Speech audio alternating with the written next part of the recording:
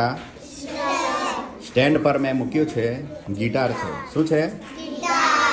જુઓ છો, જોઈ લો બધા. તો તમને એ વગાડવા પણ આપીશ, પણ એ શું કરવું પડે? શીખવું પડે. શીખવું પડે ને.